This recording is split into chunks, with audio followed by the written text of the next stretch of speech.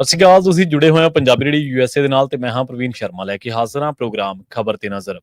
ਖਬਰ ਤੇ ਨਜ਼ਰ ਪ੍ਰੋਗਰਾਮ ਦੇ ਵਿੱਚ ਕੀ ਅਹਿਮ ਤੇ ਕੀ ਖਾਸ ਖਬਰਾਂ ਦੇ ਉੱਤੇ ਚਰਚਾ ਕਰਨ ਦੇ ਲਈ ਜੁੜ ਚੁੱਕੇ ਨੇ ਪੰਜਾਬ ਤੋਂ ਸੀਨੀਅਰ ਪੱਤਰਕਾਰ ਦੀਪਕ ਸ਼ਰਮਾ ਚਨਾਰਥਲ ਜੀ। ਸ਼ਰਮਾ ਸਤਿ ਸ਼੍ਰੀ ਅਕਾਲ, ਸਵਾਗਤ ਹੈ ਜੀ ਪੰਜਾਬੀ ਰੇਡੀਓ ਯੂਐਸਏ ਤੇ। ਸਤਿ ਸ਼੍ਰੀ ਅਕਾਲ ਪ੍ਰਵੀਨ ਜੀ, ਸਾਰੇ ਦਰਸ਼ਕਾਂ ਨੂੰ ਸਰੋਤਿਆਂ ਨੂੰ ਪਿਆਰ ਭਰੀ ਸਤਿ ਸ਼੍ਰੀ ਅਕਾਲ। ਸਤਿ ਸ਼੍ਰੀ ਅਕਾਲ ਜੀ। ਪ੍ਰੋਗਰਾਮ ਦੇ ਵਿੱਚ ਅੱਗੇ ਵਧਣ ਤੋਂ ਪਹਿਲਾਂ ਧੰਨਵਾਦ ਕਰਦੇ ਚੱਲੀਏ ਸਪਾਂਸਰਸ ਦਾ, ਜਿਹੜੇ ਜ਼ਰੀਆ ਬਣਦੇ ਨੇ ਇਹਨਾਂ ਪ੍ਰੋਗਰਾਮਾਂ ਨੂੰ ਤੁਹਾਡੇ ਤੱਕ ਪਹੁੰਚਾਉਣ ਦੇ ਲਈ। ਖਾਲਸਾ ਇੰਸ਼ੋਰੈਂਸ ਏਜੰਸੀ ਵਾਲੇ, ਜਿਨ੍ਹਾਂ ਤੋਂ ਤੁਸੀਂ ਹਰ ਤਰੀਕੇ ਦੀ ਇੰਸ਼ੋਰੈਂਸ ਲੈ ਸਕਦੇ ਹੋ। ਇੰਸ਼ੋਰੈਂਸ ਬਾਰੇ ਪਤਾ ਕਰਨ ਦੇ ਲਈ ਇਹਨਾਂ ਦਾ ਨੰਬਰ ਹੈ 468-272-2500। ਇਹ 1992 ਤੋਂ ਲਗਾਤਾਰ ਇੰਸ਼ੋਰੈਂਸ ਬਿਜ਼ਨਸ ਦੇ ਵਿੱਚ ਸ਼ਾਨਦਾਰ ਸੇਵਾਵਾਂ ਦੇ ਰਹੇ ਨੇ ਤੇ ਅਮਰੀਕਾ ਭਰ ਦੇ ਵਿੱਚ ਇੰਸ਼ੋਰੈਂਸ ਕਰਦੇ ਨੇ। ਓਬਾਮਾ ਕੇਅਰ, ਮੈਡੀਕੇਅਰ ਜਾਂ ਫਿਰ ਕਵਰਡ ਕੈਲੀਫੋਰਨੀਆ ਬਾਬਤ ਪਾਲਿਸੀ ਕਰਵਾਉਣ ਦੇ ਲਈ, ਸਲਾਹ ਲੈਣ ਦੇ ਲਈ ਅੱਜ ਹੀ ਕਾਲ ਕਰੋ 468-272-2500 ਤੇ। ਟਰਕੀਅਨ ਇਮੀਗ੍ਰੇਸ਼ਨ ਲਾ ਫਰਮ ਵਾਲੇ, ਜੇ ਟਰਕੀਅਨ ਆ ਟੌਨੀ ਟਰਕੀਆਂ ਦੇ ਨਾਲ ਤੁਸੀਂ ਯੂਐਸ ਇਮੀਗ੍ਰੇਸ਼ਨ ਬਾਬਤ ਕੋਈ ਵੀ ਸਲਾਹ ਕਰਨੀ ਹੈ, ਕੋਈ ਵੀ ਸਵਾਲ ਪੁੱਛਣਾ ਤੇ ਇਹਨਾਂ ਦਾ ਨੰਬਰ ਹੈ 415-909-0503। Gurdeep Singh Birdi Clovis, Mandeep Singh, Sandeep Kaur San Jose, Amrik Singh Atwal, Jarnail Singh Yuba City, Jind Kaur, Anayat Kaur Bakersfield, Mahinder Kaur Mattu Yuba City, Jarnail Singh Seattle ਤੋਂ। ਇਹਨਾਂ ਸਾਰੇ ਹੀ ਸਪਾਂਸਰਸ ਦਾ ਬਹੁਤ ਬਹੁਤ ਧੰਨਵਾਦ। ਤੇ ਜੇਕਰ ਤੁਸੀਂ ਵੀ ਪੰਜਾਬੀ ਰੇਡੀਓ ਯੂਐਸਏ ਦੇ ਇਹਨਾਂ ਪ੍ਰੋਗਰਾਮਾਂ ਨੂੰ ਸਪਾਂਸਰ ਕਰਨਾ ਚਾਹੁੰਦੇ ਹੋ ਤਾਂ ਸਟੂਡੀਓ ਦਾ ਨੰਬਰ ਹੈ 468-272-5200। ਅੱਜ ਦਾ ਇਹ ਖਬਰ ਤੇ ਨਜ਼ਰ ਪ੍ਰੋਗਰਾਮ ਸਾਲ 2025 ਦੀ 4 ਮਾਰਚ ਦਾ ਪ੍ਰੋਗਰਾਮ ਹੈ ਤੇ ਦਿਨ ਅੱਜ ਮੰਗਲਵਾਰ ਹੈ। ਖਬਰਾਂ ਦੀ ਸ਼ੁਰੂਆਤ ਕਰੀਏ ਸ਼ਰਮਾ ਜੀ ਪੰਜਾਬ ਸਰਕਾਰ ਤੋਂ। ਪੰਜਾਬ ਸਰਕਾਰ ਜਿਸ ਤਰੀਕੇ ਦੇ ਨਾਲ ਵੱਖ-ਵੱਖ ਮਾਮਲਿਆਂ ਦੇ ਵਿੱਚ ਘਿਰੀ ਹੋਈ ਹੈ, ਚਾਹੇ ਉਹ ਬਲਡੋਜ਼ਰ ਚਲਾਉਣ ਦਾ ਮਾਮਲਾ ਹੋਵੇ, ਚਾਹੇ ਉਹ ਵਿਧਾਇਕਾਂ ਬਲਕਾਰ ਸਿੱਧੂ ਤੇ ਦੂਜਾ ਟਰੱਕ ਯੂਨੀਅਨ ਭਵਾਨੀਗੜ੍ਹ ਦਾ ਮਾਮਲਾ ਹੋਵੇ, ਚਾਹੇ ਉਹ ਕਿਸਾਨਾਂ ਦੇ ਨਾਲ ਗੱਲਬਾਤ ਮੀਟਿੰਗ ਦੇ ਵਿੱਚ ਜਿਸ ਤਰ੍ਹਾਂ ਉਖੜੇ ਨਜ਼ਰ ਆਏ ਮੁੱਖ ਮੰਤਰੀ ਸਾਹਿਬ, ਉਹਦਾ ਮਾਮਲਾ ਹੋਵੇ, ਤੇ ਚਾਹੇ ਤਹਿਸੀਲਦਾਰਾਂ ਦੀ ਗੱਲ ਕਰੀਏ। ਮੁੱਖ ਮੰਤਰੀ ਕਹਿੰਦੇ ਐਕਸ਼ਨ ਮੋਡ ਦੇ ਵਿੱਚ ਨੇ ਤੇ ਦੂਜੇ ਪਾਸੇ ਵੀ ਚਰਚਾ ਚੱਲ ਪਈ ਹੈ ਕਿ ਕੀ ਦੀਵਾ ਫੜਫੜਾ ਰਿਹਾ। ਜੀ, ਰਾਜਨੀਤਿਕ ਲੀਡਰ, ਖਾਸ ਕਰ ਸੱਤਾ 'ਚ ਹੁੰਦਿਆਂ ਜਿਹੜਾ ਲੀਡਰ ਕੋਈ ਵੀ ਐਕਸ਼ਨ ਲੈਂਦਾ ਹੈ ਜੀ, ਉਹਦੀਆਂ ਕਈ ਲੇਅਰਾਂ ਹੁੰਦੀਆਂ ਨੇ ਤੇ ਉਹ ਹਰ ਲੇਅਰ ਨੂੰ ਫਿਰ ਸਮਝਣ ਦੀ ਕੋਸ਼ਿਸ਼ ਕੀਤੀ ਜਾਂਦੀ ਹੈ ਕਿ ਇਹਦੇ ਕੀ ਅਰਥ ਨੇ। ਮੈਨੂੰ ਅੱਜ ਵੀ ਚੇਤੇ ਹੈ ਕਿ ਕੈਪਟਨ ਅਮਰਿੰਦਰ ਸਿੰਘ ਦੀ ਸਰਕਾਰ ਇਸੇ ਡਰੱਗ ਮਾਫੀਆ, ਇਸੇ ਭ੍ਰਿਸ਼ਟਾਚਾਰ ਨੂੰ ਖਤਮ ਕਰਨ ਦੇ ਹਵਾਲਿਆਂ ਨਾਲ ਹੋਂਦ 'ਚ ਆਈ ਜੀ, ਤੇ ਸਰਕਾਰ ਬਣਦਿਆਂ ਹੀ ਕੈਪਟਨ ਅਮਰਿੰਦਰ ਸਿੰਘ ਦਾ ਚੌਪਰ ਉੜਿਆ ਤੇ ਗੇੜਾ ਮਾਰ ਕੇ ਗਿਆ ਜੀ ਜਿੱਥੇ ਮਾਈਨਿੰਗ ਹੁੰਦੀ ਸੀ ਜਲੰਧਰ, ਤੇ ਮਾਈਨਿੰਗ ਵਾਲੇ ਆਪਣੇ ਟਿੱਪਰ, ਟਰੈਕਟਰ, ਮਸ਼ੀਨਾਂ ਛੱਡ ਕੇ ਭੱਜ ਗਏ ਸੀ ਕਿ ਲੈ ਵੀ ਮਰ ਗਏ। ਉਸ ਤੋਂ ਬਾਅਦ ਪੂਰੇ ਪੰਜਾਬ 'ਚ ਦੱਬ ਕੇ ਮਾਈਨਿੰਗ ਦਾ ਕੰਮ ਚੱਲਿਆ ਤੇ ਪਰ ਕਹਿੰਦੇ ਕਮਿਸ਼ਨ ਦਾ ਰੇਟ ਵੱਧ ਗਿਆ ਸੀ। ਚਲੋ, ਮੁੱਖ ਮੰਤਰੀ ਚੰਨੀ ਜੀ ਨੂੰ ਮੌਕਾ ਮਿਲਿਆ, 3 ਮਹੀਨੇ ਲਈ ਮੁੱਖ ਮੰਤਰੀ ਬਣੇ ਤੇ ਕਹਿੰਦੇ ਜੀ ਕਿ ਮੁੱਖ ਮੰਤਰੀ ਸਾਹਿਬ ਬਣਦਿਆਂ ਹੀ ਚੰਨੀ ਹੋਰਾਂ ਨੇ ਪਹਿਲੀ ਲਾਈਨ ਜੋ ਮੀਡੀਆ 'ਚ ਕਹੀ, ਕਹਿੰਦੇ ਕਿ ਮੈਂ ਆਹ ਰੇਤ ਮਾਫੀ ਵਾਲਿਆਂ ਨੂੰ ਕਹਿਣਾ ਚਾਹੁੰਦਾ ਕਿ ਮੈਨੂੰ ਮਿਲਣ ਆਇਓ। ਤੇ ਲੋਕਾਂ ਨੇ ਕਿਹਾ ਵੀ ਲੈ ਵੀ ਹੁਣ ਕੰਮ ਸੈੱਟ ਆਊਗਾ। ਪਰ ਉਧਰ ਕਹਿੰਦੇ ਕਿ ਰੇਤ ਮਾਫੀ ਵਾਲਿਆਂ ਨੇ ਮੀਟਿੰਗ ਕੀਤੀ ਕਿ ਵੀ ਮੁੱਖ ਮੰਤਰੀ ਸਾਹਿਬ ਨੇ ਜਨਤਕ ਤੌਰ ਤੇ ਸਭ ਤੋਂ ਪਹਿਲਾਂ ਆਪਾਂ ਨੂੰ ਇਹ ਸੱਦਿਆ। ਸੋ ਇਹ ਅੰਦਾਜ਼ੇ ਲਾਏ ਜਾਂਦੇ ਹੁੰਦੇ ਕਿ ਹਰ ਚੀਜ਼ ਦੇ ਅਰਥ ਅਨਰਥ ਕੀ ਨੇ। ਹਾਂਜੀ, ਮੁੱਖ ਮੰਤਰੀ ਭਗਵੰਤ ਮਾਨ ਲੋਕ ਨਜ਼ਰਾਂ ਦੇ ਵਿੱਚੋਂ ਐਕਸ਼ਨ ਮੋਡ 'ਚ ਨਜ਼ਰ ਆਏ ਕਿ ਵੀ ਲਾਓ ਵੀ ਉਹਨਾਂ ਨੇ ਤਹਿਸੀਲਦਾਰ ਢੰਗ ਤੇ, ਕਿਉਂਕਿ ਇਹ ਲੋਕਾਂ ਦੀ ਦੁਖਦੀ ਰਗ ਹੈ। ਹਰ ਕੋਰਟ ਕਚਹਿਰੀ 'ਚ ਜਿਸ ਤਰ੍ਹਾਂ ਲੋਕ ਖੱਜਲ ਖਵਾਰ ਹੋ ਰਹੇ ਨੇ ਉਹ ਤੋਂ ਆਪਾਂ ਵੀ ਵਾਕਫ ਹੈ ਤੇ ਮੁੱਖ ਮੰਤਰੀ ਸਾਹਿਬ ਵੀ ਵਾਕਫ ਨੇ। ਸੋ ਪਹਿਲੀ ਨਜ਼ਰੇ ਖੁੱਲੀ ਅੱਖ ਨਾਲ ਦੇਖਿਆ ਇਹ ਸਪਸ਼ਟ ਇਹੀ ਦੱਸਦਾ ਕਿ ਮੁੱਖ ਮੰਤਰੀ ਸਾਹਿਬ ਨੇ ਭ੍ਰਿਸ਼ਟਾਚਾਰ ਖਿਲਾਫ ਇੱਕ ਝੰਡਾ ਚੱਕਿਆ। ਪਰ ਸਮਝਣ ਵਾਲੇ ਇਸ ਨੂੰ ਇਸ ਨਜ਼ਰੀਏ ਤੋਂ ਵੀ ਸਮਝ ਰਹੇ ਨੇ ਕਿ ਵੀ ਜੇ ਐਂ ਝੰਡਾ ਚੱਕਣਾ ਸੀ ਤੇ ਫਿਰ ਤਾਂ ਕਾਰਵਾਈ ਬੜੇ ਢੰਗ ਤਰੀਕੇ ਨਾਲ ਹੋ ਸਕਦੀ ਸੀ। ਇਹ ਢੋਲ ਵਜਾ ਕੇ ਕਿਤੇ ਸ਼ਾਮਲਾਟ ਜ਼ਮੀਨਾਂ ਖਾਲੀ ਕਰਾਉਣ ਵਾਲਾ ਫਾਰਮੂਲਾ ਹੀ ਤਾਂ ਨਹੀਂ ਕਿ ਉਹ 'ਚ ਵੀ ਬੜਾ ਸਰਕਾਰ ਨੇ ਦਮ ਦਿਖਾਇਆ ਸੀਗਾ ਕਿ ਲਓ ਵੀ ਅਸੀਂ ਤਾਂ ਸ਼ਾਮਲਾਟ ਜ਼ਮੀਨਾਂ ਇੰਨੀਆਂ ਖਾਲੀ ਕਰਾ ਲਈਆਂ, ਇੰਨੀ ਖਾਲੀ ਕਰਾ ਲਈਆਂ। ਉਹ ਮਹੀਨਾ ਖੰਡ ਚੱਲੀ, ਮੁੜ ਕੇ ਲੱਭੀ ਹੀ ਨਹੀਂ 3 ਸਾਲਾਂ 'ਚ ਤੇ ਕੀ ਸਾਰੇ ਕਬਜ਼ੇ ਛੁਡਾ ਲਏ। ਉਸੇ ਤਰ੍ਹਾਂ ਇੱਥੇ ਸ਼ੱਕੇ ਸ਼ੋਭੇ ਪੈਦਾ ਹੁੰਦੇ ਨੇ। ਕੱਲ ਸਰਦਾਰ ਹਮੀਰ ਸਿੰਘ ਜੀ ਇਸ ਮਸਲੇ ਤੇ ਗੱਲ ਕਰਦੇ ਇੱਕ ਗੱਲ ਆਖ ਰਹੇ ਸੀ, ਮੈਂ ਉਸ ਗੱਲ ਨੂੰ ਠੀਕ ਹੈ ਜੀ, ਮਤਲਬ ਕਿ ਸਮਝ ਕੇ ਉਹਦਾ ਭਾਵ ਸਮਝ ਰਿਹਾ ਸੀ ਕਿ ਕਿੱਧਰ ਜਾ ਰਹੀ ਹੈ ਗੱਲ।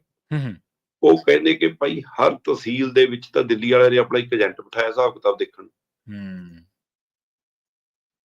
ਮਤਲਬ ਇਸ ਲੈਣ ਦੇਣ ਦਾ ਹਿਸਾਬ ਕਿਤਾਬ ਵੀ ਸਿੱਧਾ ਦਿੱਲੀ ਨੂੰ ਜਾਂਦਾ।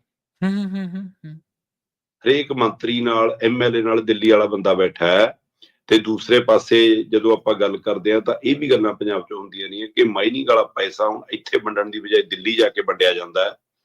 ਤੇ ਹੁਣ ਆਹ ਗੱਲਾਂ ਕਿ ਜੇ ਹਰ ਤਹਿਸੀਲ 'ਚ ਉਹਨਾਂ ਦਾ ਨੁਮਾਇੰਦਾ ਬੈਠਾ ਹੈ ਤੇ ਕੈਮਰਿਆਂ ਦੇ ਮੂੰਹ ਮੋੜ ਲਏ, ਕਹਿੰਦੇ ਜੀ ਕੈਮਰੇ ਲਵਾਏ ਸੀ ਜੀ, ਇਹ ਮਾਨ ਸਾਹਿਬ ਨੂੰ ਵੀ ਪਤਾ ਹੈ ਕਿ ਅਗਲੇ ਕੈਮਰੇ ਦੇ ਸਾਹਮਣੇ ਲੈਣਗੇ ਪੈਸੇ। ਸਹੀ ਹੈ। ਸੋ ਜੇ ਹਿਸਾਬ ਕਿਤਾਬ ਇਹਨਾਂ ਨੂੰ ਪਤਾ ਹੈ, ਫਿਰ ਕਾਰਵਾਈ ਉਸ ਸਮੇਂ ਕਿਉਂ, ਜਦੋਂ ਵਿਜੀਲੈਂਸ ਨੇ ਇੱਕ ਤੇ ਕਾਰਵਾਈ ਕੀਤੀ ਤੇ ਬਾਕੀ ਹੜਤਾਲ ਤੇ ਆਏ। ਸਹੀ ਹੈ। ਤਾਂ ਇਹ ਸਾਰਾ ਕੁਝ ਸ਼ੱਕੀ ਲੱਗਦਾ ਕਿ ਕੀ 227 ਲਈ ਕਿਤੇ ਫੰਡ ਤਾਂ ਨਹੀਂ ਇਕੱਠਾ ਕੀਤਾ ਜਾ ਰਿਹਾ। ਦੂਸਰੇ ਪਾਸੇ ਜਦੋਂ ਤਹਿਸੀਲਦਾਰਾਂ ਦੇ ਵਿੱਚੋਂ ਇੱਕ ਮਾਮਲਾ ਆਇਆ ਕਿ ਵੀ ਵਿਜੀਲੈਂਸ ਨੇ ਕਿਹਾ ਵੀ ਕਿ ਅਸੀਂ ਆ ਬੰਦਾ ਫੜ ਲਿਆ, ਕਾਰਵਾਈ ਹੋ ਗਈ, ਤੋਂ ਤਹਿਸੀਲਦਾਰ ਸਮੂਹ ਹੜਤਾਲ ਤੇ ਆ ਗਏ ਤੇ ਮੁੱਖ ਮੰਤਰੀ ਸਾਹਿਬ ਨੇ ਕਿਹਾ ਕਿ ਵੀ ਸਮੂਹਕ ਛੁੱਟੀ ਤੁਹਾਨੂੰ ਮੁਬਾਰਕ, ਲਓ ਜੀ ਨਵੀਂ ਕਰੋ ਭਰਤੀ। ਤੇ ਮੁੱਖ ਮੰਤਰੀ ਸਾਹਿਬ ਨੂੰ ਵੀ ਪਤਾ ਹੋਣਾ ਚਾਹੀਦਾ ਕਿ ਇਹ ਭਾਈ ਲੇਬਰ ਚੌਂਕ ਚੋਂ ਲੇਬਰ ਨਹੀਂ ਲਿਆਉਣੀ ਫੜ ਕੇ, ਇਹ ਤਹਿਸੀਲਦਾਰ ਰੱਖਣੇ ਆ ਜਿਹਨੂੰ ਮਾਲ ਵਿਭਾਗ ਦਾ ਹਿਸਾਬ ਕਿਤਾਬ ਪਤਾ ਹੋਵੇ, ਜਿਹੜਾ ਇੱਕ ਟੈਸਟ ਪ੍ਰਕਿਰਿਆ ਚੋਂ ਪਾਸ ਹੋ ਕੇ ਆਵੇ। ਤੇ ਇਹਦੀ ਭਰਤੀ ਲਈ ਵੀ 3-4 ਮਹੀਨੇ ਨਾਰਮਲ ਗੱਲ ਹੈ ਕਿ ਤੁਸੀਂ ਪਹਿਲਾਂ ਕੈਬਨਿਟ ਚ ਲਿਆਓਗੇ, ਪੋਸਟਾਂ ਕ੍ਰੀਏਟ ਕਰੋਗੇ, ਪੋਸਟਾਂ ਦੀ ਭਰਤੀ ਲਈ ਫਿਰ ਇਸ਼ਤਿਹਾਰ ਜਾਊਗਾ, ਫਿਰ ਉਹ ਭਰਨਗੇ, ਫਿਰ ਪੇਪਰ ਹੋਊਗਾ, ਫਿਰ ਪਾਸ ਹੋਣਗੇ, ਫਿਰ ਮੈਰਿਟ ਬਣੂਗੀ, ਫਿਰ ਉਹਨਾਂ ਦੀ ਨਿਯੁਕਤੀ ਹੋਊਗੀ, ਫਿਰ ਪੋਸਟਿੰਗ ਹੋਊਗੀ। ਇਹ ਸਮੇਂ ਨੂੰ ਪ੍ਰੋਸੈਸ ਲੱਗਦਾ, ਪ੍ਰੋਸੈਸ ਨੂੰ ਸਮਾਂ ਲੱਗਦਾ ਬਿਲਕੁਲ। ਤੇ ਦੂਸਰੇ ਪਾਸੇ ਤੁਸੀਂ ਕਹਿ ਰਹੇ ਹੋ ਜੀ ਕੋਈ ਗੱਲ ਨਹੀਂ, ਅਜੇ ਐਂ ਕਰਦੇ ਨੇ, ਮੈਨੂੰ ਸਾਰਾ ਪਤਾ, ਲਓ ਆਪਾਂ ਕਾਨੂੰਗੋ ਬਿਠਾ ਦਿੰਦੇ ਹਾਂ। ਭਾਈ ਇੱਕ ਵਾਰ ਤੁਹਾਡੇ ਕੋਲ ਪਟਵਾਰੀਆਂ ਦਾ ਮਾਮਲਾ ਵੀ ਆਇਆ ਸੀਗਾ ਜੀ, ਤੁਸੀਂ ਫਿਰ ਪਿਛਾਂ ਨੂੰ ਭੱਜ ਲਏ। ਇੱਕ ਵਾਰ ਤੁਹਾਡੇ ਕੋਲ ਵੱਡੇ ਅਧਿਕਾਰੀਆਂ ਦਾ ਮਸਲਾ ਵੀ ਆਇਆ ਸੀ, ਤੁਸੀਂ ਪੈਰ ਖਿੱਚ ਗਏ ਫਿਰ। ਤੇ ਹੁਣ ਤੁਸੀਂ ਤਹਿਸੀਲਦਾਰ ਤੇ ਪਟਵਾਰੀਆਂ ਦੇ ਵਿਚਾਲਾ ਹਿੱਸਾ ਕਾਨੂੰਗੋ ਨੂੰ ਕੁਰਸੀਆਂ ਤੇ ਬਿਠਾ ਰਹੇ ਹੋ ਕਿ ਕਾਨੂੰਗੋ ਸਾਹਿਬ ਤੁਸੀਂ ਚਲਾਓ। ਮਤਲਬ ਜੇ ਪਟਵਾਰੀਆਂ ਦੇ ਵੀ ਮਸਲੇ ਤੁਹਾਨੂੰ ਪਤਾ ਨੇ ਤੇ ਤਹਿਸੀਲਦਾਰਾਂ ਦੇ ਪਤਾ ਨੇ, ਇਹ ਮਤਲਬ ਕਾਨੂੰਗੋ ਵਿੱਚ ਕੁਝ ਵੀ ਨਹੀਂ ਗੇ। ਸਹੀ। ਜਾਂ ਤਾਂ ਫਿਰ ਜਾਂ ਬਿਲਕੁਲ ਸਾਰੇ ਤਹਿਸੀਲਦਾਰ ਵੀ ਭ੍ਰਸ਼ਟ ਨਹੀਂ ਗੇ ਤੇ ਸਾਰੇ ਤਹਿਸੀਲਦਾਰ ਇਮਾਨਦਾਰ ਵੀ ਨਹੀਂ ਗੇ, ਸਾਰੇ ਪਟਵਾਰੀ। ਤੇ ਫਿਰ ਕਾਨੂੰਗੋ ਨੂੰ ਸਾਰਿਆਂ ਨੂੰ ਤੁਸੀਂ ਕਿਵੇਂ ਸਰਟੀਫਿਕੇਟ ਦੇ ਦੋਗੇ ਕਿ ਸਾਰੇ ਇਮਾਨਦਾਰ ਨੇ ਭਾਈ? ਜੀ ਬਿਲਕੁਲ। ਦੂਸਰੇ ਪਾਸੇ ਕਹਿੰਦੇ ਜੀ ਮਾਸਟਰ ਤੇ ਪ੍ਰਿੰਸੀਪਲਾਂ ਨੂੰ ਬਿਠਾ ਦੂੰ ਮੈਂ ਤਾਂ ਇੱਥੇ ਰਜਿਸਟਰੀ ਕਰ ਦੂੰ। ਉਹ ਭਾਈ ਸਕੂਲਾਂ 'ਚ ਪਹਿਲਾਂ ਹੀ ਮਾਸਟਰ ਪੂਰੇ ਨਹੀਂ, ਮਾਰਚ ਮਹੀਨਾ ਚੱਲਦਾ, ਪੇਪਰਾਂ ਦੇ ਦਿਨ ਨੇ, ਹੈਨਾ, ਉਹਨਾਂ ਤੋਂ ਹੋਰ 36 ਕੰਮ ਲਈ ਜਾਂਦੇ ਹੋ ਤੁਸੀਂ, ਤੇ ਹੁਣ ਆ ਵੀ ਕੰਮ ਦੇਣਾ। ਫਿਰ ਟ੍ਰੇਨਿੰਗ ਕਰਨ ਕਿੱਥੇ ਭੇਜੋਗੇ? ਬਾਹਰਲੇ ਦੇਸ਼ ਭੇਜਣੇ ਉਹ ਪਹਿਲਾਂ। ਸਹੀ ਹੈ ਜੀ, ਆਹੀ ਕ੍ਰਾਈਟੇਰੀਆ ਤੇ ਫਿਰ ਤਾਂ ਕੱਲ ਨੂੰ ਮਾਸਟਰ ਹੜਤਾਲ ਤੇ ਜਾਣਗੇ, ਤੁਸੀਂ ਕਹੋਗੇ ਜੀ ਮੈਂ ਤਾਂ ਹੌਲਦਾਰ ਲਾਉਂਗਾ ਉੱਥੇ, ਮੈਂ ਤਾਂ ਪੁਲਿਸ ਵਾਲਿਆਂ ਨੂੰ ਬਿਠਾ ਦੂੰਗਾ ਜੀ, ਪੁਲਿਸ ਦੀ ਭਰਤੀ ਬਹੁਤ ਕਰ ਰਹੇ ਨੇ। ਸੋ ਜਿਹੜਾ ਕੰਮ ਜਿਹਦਾ ਉਹ ਤੋਂ ਕੰਮ ਲੈਣਾ ਸਿੱਖੋ ਜੀ। ਤੁਹਾਡੇ ਕੋਲ ਅਫਸਰਸ਼ਾਹੀ ਇਹੀ ਹੈ, ਤੁਹਾਡੇ ਕੋਲ 92 MLA ਹੁਣ ਉਹੀ ਨੇ ਜਿਹੜੇ ਲੋਕਾਂ ਨੇ ਚੁਣਤੇ। ਉਹਨਾਂ ਨਾਲੇ ਕੰਮ ਚਲਾ। ਤੁਸੀਂ ਇਹ ਨਹੀਂਗਾ ਕਿ ਮੈਂ ਆਹ MLA ਹਟਾ ਕੇ ਮੈਨੂੰ ਤਾਂ ਆਹ ਪਸੰਦ ਆ ਮੈਂ ਤਾਂ ਇਹਨੂੰ ਲਾਉਂਗਾ, ਏਦਾਂ ਕਰ ਲਓਗੇ? ਨਹੀਂ ਹੋ ਸਕਦਾ। ਬਿਲਕੁਲ। ਫਿਰ ਜੇ ਏਦਾਂ ਨਹੀਂ ਹੋ ਸਕਦਾ ਫਿਰ ਇਹ ਕੀ ਹੈ? ਕਿਤੇ ਇਹ ਤਾਂ ਨਹੀਂਗਾ ਕਿ ਅਚਾਨਕ ਸਾਰੇ ਫਰੰਟ ਖੋਲ ਕੇ ਆ ਡਰੱਗ ਵਾਲਾ ਵੀ ਐ ਕਰ ਦੋ, ਵੀ ਅਫਸਰਾਂ ਨੂੰ ਵੀ ਐ ਬਦਲ ਦੋ, ਬਈ ਇਹ ਸਾਰਾ ਕੁਛ ਇੱਧਰ ਆ ਜਾਓ ਜੀ। ਮਤਲਬ ਕਿ ਮੈਂ ਆ ਤਹਿਸੀਲਦਾਰ ਵਾਲਾ ਮਾਮਲਾ ਵੀ ਚੱਕ ਲਿਆ ਜੀ, ਆ ਮੈਂ ਕਿਸਾਨ ਵੀ ਭਜਾਤੇ ਜੀ, ਮੈਂ ਇੰਡਸਟਰੀ ਵਾਲਾ ਮਸਲਾ ਵੀ ਐ ਕਰ ਲਿਆ ਜੀ, ਸਾਰੇ ਖਿਲਾਰੇ ਜੇ। ਕਿਤੇ ਇਹ ਉਸ ਡਰ ਚੋਂ ਤਾਂ ਨਹੀਂਗਾ ਕਿ ਅਮਨ ਅਰੋੜਾ ਐਕਸ਼ਨ ਮੋਡ ਚ ਅੱਜ ਕੱਲ? ਅਮਨ ਅਰੋੜਾ CM ਵਾਲੇ ਕੰਮ ਕਰ ਰਿਹਾ ਕਾਫੀ ਜ਼ਿਆਦਾ, ਵਿਧਾਨ ਸਭਾ ਦੇ ਅੰਦਰ ਵੀ ਤੇ ਵਿਧਾਨ ਸਭਾ ਦੇ ਬਾਹਰ ਵੀ। ਬਿਲਕੁਲ ਕਰ ਰਿਹਾ। ਕਿਤੇ ਵੀ ਪ੍ਰਧਾਨ ਵਜੋਂ ਨਹੀਂ ਵਿਚਰਦਾ, ਉਹ ਐਂ ਵਿਚਰ ਰਿਹਾ ਹੁਣ ਜਿਵੇਂ ਉਹ ਮੁੱਖ ਮੰਤਰੀ ਹੋਵੇ। ਤੇ ਅੱਗੇ ਕੋਈ ਵੀ ਲੀਡਰ ਤੁਹਾਡਾ ਇੱਕ ਬਿਆਨ ਤੁਹਾਡੀ ਲੀਕ ਤੋਂ ਹਟ ਕੇ ਦੇ ਦੇਵੇ, ਦੂਏ ਦਿਨ ਉਹਦੇ ਪਰ ਕੁਤਰੇ ਜਾਂਦੇ ਸੀ। ਇਹਦਾ ਮਤਲਬ ਉਸ ਦੇ ਪਰ ਉਡਣ ਜੋ ਕਿ ਕੀਤੇ ਗਏ ਨੇ ਹੁਣ, ਤਾਂ ਉਹ ਖੰਭ ਖਿਲਾਰ ਰਿਹਾ ਜੀ। ਉਹ ਵਿਧਾਨ ਸਭਾ ਦੇ ਅੰਦਰ ਮੁੱਖ ਮੰਤਰੀ ਦੀ ਮੰਗ ਗੈਰ ਹਾਜ਼ਰੀ ਚ ਮੁੱਖ ਮੰਤਰੀ ਸਾਹਿਬ ਦੇ ਸਾਰੇ ਜਵਾਬ ਦੇ ਰਿਹਾ, ਰੁਕੋ ਮੈਂ ਦੱਸਦਾ, ਮੈਂ ਕਰਦਾ, ਮੇਤੋਂ ਸੁਣੋ, ਮੇਤੋਂ ਪੁੱਛੋ। ਫਿਰ ਉਹ ਬਾਰ-ਬਾਰ ਇਸ ਗੱਲ ਦੀ, ਇਹਨਾਂ ਨੂੰ ਤਨਖਾਹ ਤੋਂ ਪੈਨਸ਼ਨ ਤੇ ਆਉਣ ਨੂੰ ਟਾਈਮ ਨਹੀਂ ਲੱਗਣਾ, ਅਫਸਰਾਂ ਅਧਿਕਾਰੀਆਂ ਦੇ ਹਵਾਲੇ ਨਾਲ ਗੱਲ ਕਰ ਰਿਹਾ। ਫਿਰ ਉਹ ਗਿਰਦਾਵਰੀਆਂ ਦੇ ਹੁਕਮ ਦੇ ਰਿਹਾ, ਨਾ ਉਹ ਖੇਤੀ ਮੰਤਰੀ ਨਾ ਉਹ ਮੁੱਖ ਮੰਤਰੀ।